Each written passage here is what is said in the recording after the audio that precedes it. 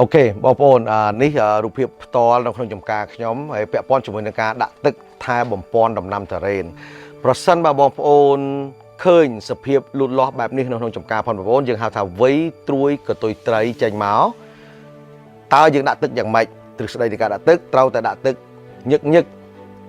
ដាក់ទឹកញឹកដើម្បីប្រយោជន៍ទី1ថែទាំត្រួយកតុយត្រីឲ្យវិវត្តពីកតុយត្រីទៅរកដាវបានពេញបលបល្អវិវត្តពីត្រួយដាវទៅលាស្លឹកបានល្អដោយអំណាចនៃការដាក់ទឹកញឹកហើយធំមួយទៀតប្រសិនបើដើមយើងចេញត្រួយវ័យកតុយត្រីតែចេញមកអត់ស្រស់ទាំងដើមទាំងមូលឬក៏ទឹងចការទាំងមូលចេញមកអត់ស្រស់គ្នាអញ្ចឹងយើងត្រូវតែព្យាយាមដាក់ទឹកឲ្យបានញឹក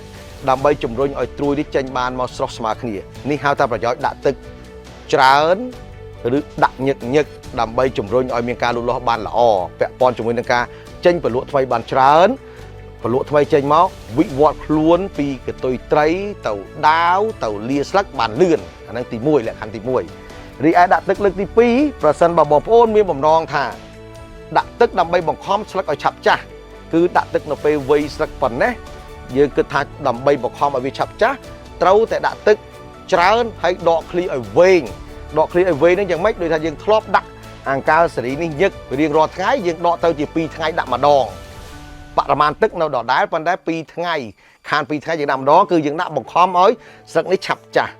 ប្រយោជន៍អ្វីដាក់បង្ខំឲ្យស្លឹកឆាប់ចាស់អាចមានប្រយោជន៍2ទី1ប្រសិនបើឈិតស្លាប់ចាស់យើងនឹងអាចងាយស្រួលធ្វើត្រួយបន្ទាប់មួយទៀតបានលឿនទី2បង្ខំឲ្យស្លឹកនេះឆាប់ចាស់ចៃដន្យវាទៅជួបជាមួយនឹងអាកាសធាតុអំណោយផលសមស្របនៃការចេញផ្កាវានឹងងាយឆាប់ចេញផ្កាបានអានឹងហៅថាដាក់ទឹកច្រើនដកឃ្លីឲ្យវែងដើម្បីបង្ខំស្លឹកឲ្យឆាប់ចាស់រីឯទី3ពាក់ព័ន្ធជាមួយនឹងដាក់ទឹកឬក៏បង្អត់ទឹកដើម្បីយកផ្កាបងប្អូនចូលចាំថាមុនបង្អត់ទឹកបានតតែស្លឹកចាស់របៀបនេះសិនសឹមបង្អត់ទឹក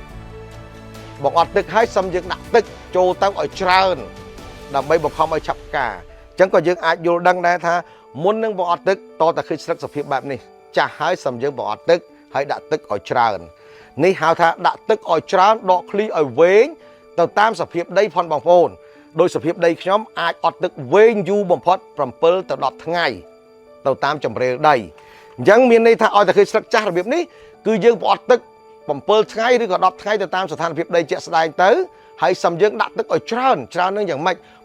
120% នៃទឹកដែលយើងធ្លាប់ដាក់ធម្មតានេះហៅថាដាក់ទឹកឲ្យច្រើនដកឃ្លីឲ្យវែងតាមដែលអាចវែងទៅបានទៅអាស្រ័យទៅលើទៅតាមលទ្ធភាពដីរបស់យើងហើយដាក់ឲ្យច្រើនដកឃ្លីឲ្យវែងទៅវានឹងឆាប់ចេញផ្កាអរគុណសម្រាប់វីដេអូមួយនេះបងប្អូន